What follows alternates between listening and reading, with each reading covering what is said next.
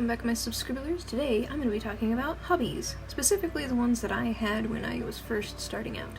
Of course, art was one of my main hobbies throughout the years that stuck with me the longest, which turned into a little bit of animation practice and projects.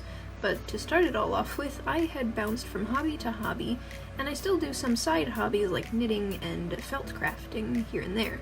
But what I used to make was clay crafts. If you've been on the channel long enough, you remember the channel used to have clay creations. I was inspired by a lot of YouTubers that I had seen, and they made such cute creations. So when I tried to make my own, it was okay at the first start, but I didn't really kick off with it because I just didn't have the patience to constantly recreate the same charms or projects over and over again, the same as I could the passion that I did for the art and illustrations that I made. That being said, I didn't just stick with clay, I tried other hobbies, like knitting. I watched a couple of tutorials on how to knit and purl, and I kinda stuck with it, and it's projects that take quite a few months to make, but I've made successfully a scarf and a beanie for my partner.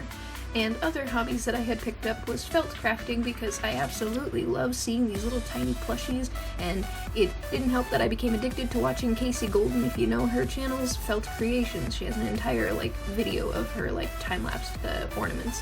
It's amazing. And it inspired me to just at least attempt it, so in the background of things I just kinda do that every now and again to make little Christmas ornaments for fun, for family members as little gifts. And other hobbies that I used to pick up were video games, where I would just enjoy playing the games for the story, and it actually inspired me to create some of my characters with the fantasy elements that I have now. And of course, the freedom and creativity that Minecraft and Terraria and all those other games allowed for me was a big help as kind of like a push.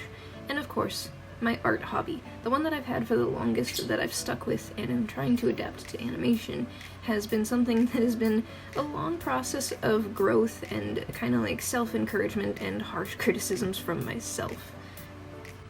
And I learned over time that it is okay to be comfortable with what you're creating at your own pace. It'll take you your own amount of time to get comfortable with the styles or content that you wish to create, whether that's realistic or cartoony, super simplistic or super elaborate. I've seen a lot of YouTubers do various styles of things, and one of the things I was afraid of was following what I felt was a pattern trend of if you wanted to be a part of some specific community, whether it was gaming or vlogging or storytime animations, you had to have a set piece to even begin to start. And that being said, with the way that I do my illustrations and art, at this point forward I've been doing things my way. I've tried not to base myself off of others because it was an unhealthy habit that had drawn my art downhill. So to create the Dawn of Gales and several other animation projects, I'm just going forward with how I want to do things and bring my characters to life. Thank you all for making it to the end of this video. If you guys want to hear more story times, leave some suggestions in the comment section below. I'd be more than happy to answer some of the questions. If you want to hear some of my crazy stories, I have a whole list of them. So if you're not already part of that subscriber squad, be sure to put your paws to that subscribe button, turn on notifications for weekly content, and thank you so much. Stay pawsome, subscribers, and I'll see you in the next video. Bye!